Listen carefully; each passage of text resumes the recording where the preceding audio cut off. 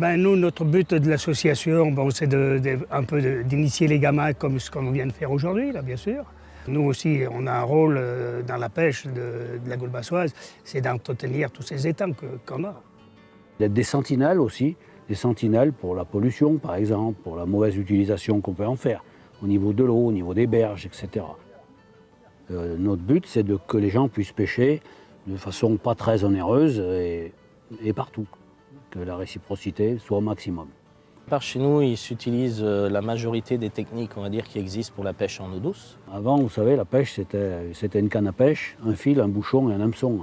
Donc les pêcheurs au cou pêchaient avec des cannes longues, en roseau ou en bambou, elles étaient lourdes. Alors ça existe toujours, mais de façon un petit peu plus sophistiquée, bien entendu. On a des fils qui sont plus performants, plus fins, on a des flotteurs qui sont plus sensibles, on a tout un tas de choses qui entrent en ligne de compte, bien entendu. Mais cette pêche existe encore. Alors on a en Haute-Loire la chance, c'est une grande chance, d'avoir des milieux aquatiques très différents. Dans notre département, on a en gros 25 espèces de poissons. On a beaucoup d'espèces de poissons d'eau douce. Les majorités que l'on trouve, c'est gardons, brème. Un peu de tout, toutes sortes de poissons. Il y a juste un peu la perche qui a disparu. Depuis quelques années, des espèces nouvelles sont apparues, dans la Loire notamment.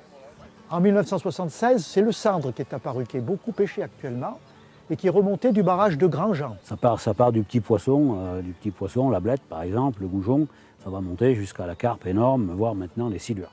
Avant, il y avait beaucoup moins de pêcheurs que maintenant. Maintenant, on a beaucoup plus de facilité à prendre une canne, une carte et puis de venir au bord de l'eau. On a une majorité de pêcheurs qui viennent des départements à côté, donc de chez nous aussi, de Basse même. On a beaucoup de familles qui viennent pêcher. Pour commencer en début de saison, on va dire qu'on va attaquer en mars-avril, où c'est tout ce qui est gardon, brème, poisson à la grande canne à cou. Mais on peut pêcher finalement à quelque part toute l'année, assez librement sur nos secteurs.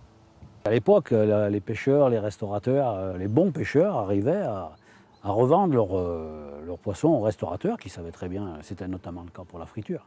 Il y avait un petit restaurant qui faisait l'omelette et la friture les dimanches soirs. C'était de la friture pêchée sur le lieu même. Maintenant, tout ça c'est terminé, mais à l'époque, oui, effectivement, les restaurateurs préparaient les poissons. Maintenant, ils sont obligés d'acheter du poisson de pisciculture.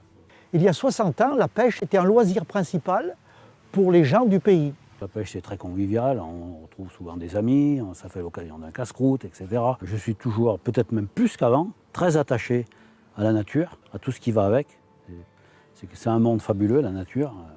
Je suis très attaché à ça et dans la pêche, c'est ce que je retrouve. Je viens pêcher parce que pour moi, c'est un moment de détente et de tranquillité et un bon plaisir. Nos étangs, ils ont ça de particulier, déjà c'est qu'ils sont riches. Ils sont riches au niveau piscicole. Moi, je trouve que les étangs sont vraiment un lieu remarquable parce que, autant pour la biodiversité de poissons que d'oiseaux, et que c'est vraiment un paysage qui est paisible. C'est exceptionnel, ce qu'on a à nulle part on peut le trouver, aussi bien même pour les oiseaux que pour tout. C'est magnifique, c'est magnifique là. Faut y rester sur Basse.